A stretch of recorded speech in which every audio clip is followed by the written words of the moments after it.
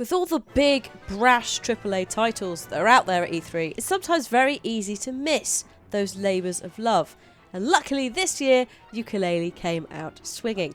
If you don't know what Yooka-Laylee is, it is the spiritual successor to Banjo-Kazooie, and something that fans have been waiting for an incredibly long time. I got to sit down with character designer Steve Mayles and composer Grant Kirkhope to talk about their latest project and about working together again. Really like what I've seen. I'm loving the elements of the older games, and it's really nice to see. And it's nice to see like the team back together. Yeah, that's a big thing for us. Sometimes it's like some strange alternate reality, but you know, it's just great. I think it was a really happy set of fortunate disasters that brought the team together, because some people got laid off from Rare, some people left, and it's the first time that the original Banjo-Kazooie team's actually been available to be together. So, you know, it was a real kind of aligning of the stars, really, that everyone was free to do it. We did try something before this in secret, and it didn't work out, because we all thought we could do it in our spare time. It just wasn't going to work, because people don't have the time to do it. And so it has been that kind of thing about Rare laying people off, some people left, and everyone was becoming available. Like to get like lead character artist, you know, Chris Sutherland, lead programmer, Stephen Hurst, lead background artist, me, composer, back again. That is the absolute core of the Banjo-Kazooie, right? Like, that's the first time it's been possible to do since 1998 or something, whatever it was, or when we did Banjo-Tooie. Yeah. You know. How did you end up coming up with a bat and a chameleon? This is Steve's question. I think I was always looking for characters that were underrepresented in games. During the Kickstarter, somebody put up this thing, have you seen this game called Chameleon Twist? I'd never heard of Chameleon Twist, and it even had a sequel, so it must.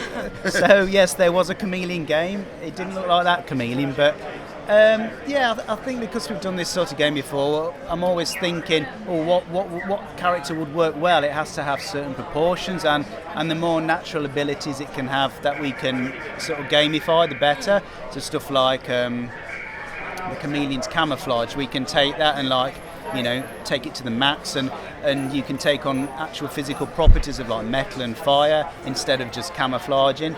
And you've got things like the tongue and the tail, and again the bat with his sonar. So they all have, as natural creatures, they have interesting moves. So that's where it starts. Interesting really. Moves. I mean, don't you mean like that? Interesting abilities. It sounds like they're a video game character in real life. Well, they are real to me, Grant. Sorry, it just seems like it's a little world. You have to be. You go a bit mad when you've been doing this for 25 years. Right, yeah. Because the expanded world is so massive, and we were aware, like on Banjo-Tooie, some people didn't like the worlds because they were too big. We always start the players off with like quite a manageable size world. And then when you get enough pages, you can either choose to expand that world when you're ready, or you've got the choice of just going straight to the next world. If you're the sort of player who wants to bang through the levels and see each level as quickly as possible, and then you can come back at any time, and if you've got enough of these pages, you can expand the world, which will create an entirely new area. And it's not just a self-contained area, it's what happens there can affect the rest of the level. Like the best example is that for the first level is the cloud. So he's part of the expanded world, and then his rain, his snow or whatever, that can affect the whole level. So I think that's really cool. I absolutely agree on that. When I saw the demo, there's a lot of those animated sprites. How did you end up sorting all that out at the end? I think it's just like a nice sort of connection with the old games. And in some ways, the rendered heads almost look better than, because with nuts and bolts, it was like a thing called render to texture, which took the real 3D character in the game and whatever he was doing, it projected into a little box. But I don't think that's as nice as a custom sprite. And again, the things like the quills, they're rendered sprites where we could have gone with like a polygonal thing, but again, just to keep that kind of touching base with the N64, it's just like a nice little nod to the past, doing that sort of stuff. Also, like I was working for somebody else. I do other games because I'm a freelance composer, and they were talking about the how the voices spoken in Banjo-Kazooie, and I was like, it wasn't that great at the time. We did our best. They were like, what? It's iconic. We love it. We want it in our game. And like, you just don't think sometimes that things that you think you had to bodge in at the time because you had no memory space, and you had to make do. And then all of a sudden it becomes this iconic. Oh my God, what a brilliant idea! And it wasn't really a great idea. It was just like with no choice. That was the way it had to be, right? I think the first attempt on Banjo, it was going to be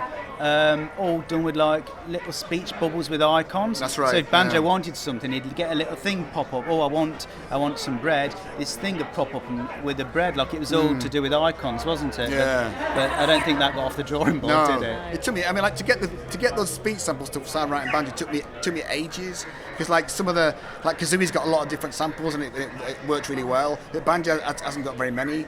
It just didn't work. He's got 3 or 4 that he would just vary the pitch on, like that, and randomly select them. Much easier in the modern era for you as a sound. Well, so right now I'm just doing music right underneath sound effects, so like I'm keeping my eye on it because I want it to be like the original game. Yeah. But I'm not actually making it right now, which is quite good because that took an awful lot of time to get right. Even though it didn't sound like it. It took ages to get it to be what it was, and that wasn't great anyway. So yeah. Yeah, music-wise as well. Right. For you, like, how, in comparison to the old project, how has it been going forward for this one? No, it's awesome. Like, it's just like the old days, right? Everything's just back to scratch. But I think I'm very conscious of the fact that I think I could be on autopilot really easily and just go put my Banjo-Kazooie, head on and just go for it. And like, I'm not really conscious that I'm not going to do that. And like, I think that, but we're all trying super hard not to just rest on our laurels, if you like, that. We want to make something that's in every area of the game is going to be better than it was before, right? So I'm trying super hard with the tunes. I'm just trying to touch all those little tickly nice feels from the first game, bring them forward to the new game, but add new stuff that I've learned since then. So I'm hoping I'm a better composer than I was then, and we're all better than we were 20 years ago, whatever it is.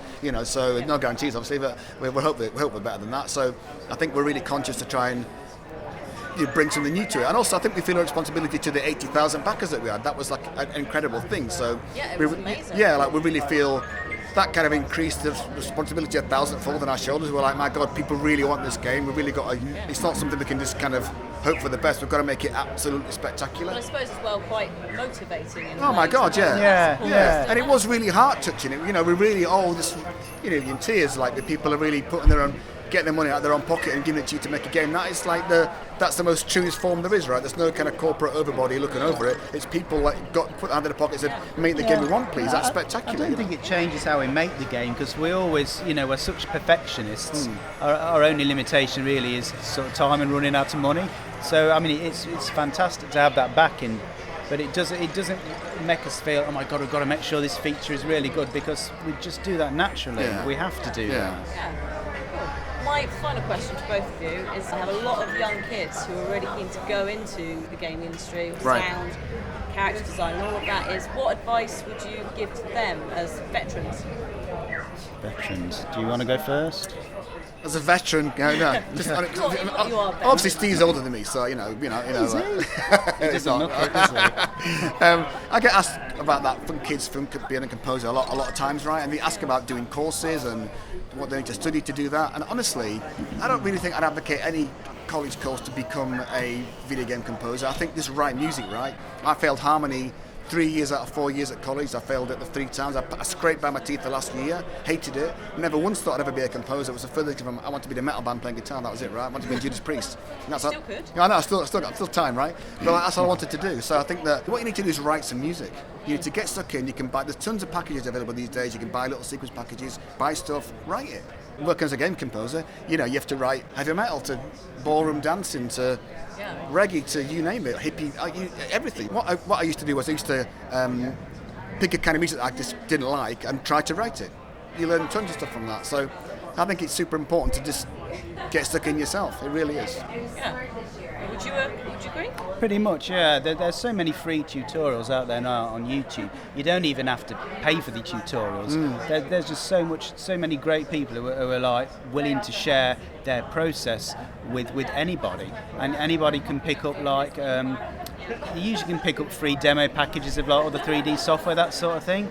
So I'd probably say if you're of the mindset and you're a good self-learner, there's no need to go to college and stuff. If you can get your stuff out there on forums and stuff and get noticed, that is as good a way as any. The broader range of things you have in your portfolio, probably the better, but you'll always do your best work doing something you love.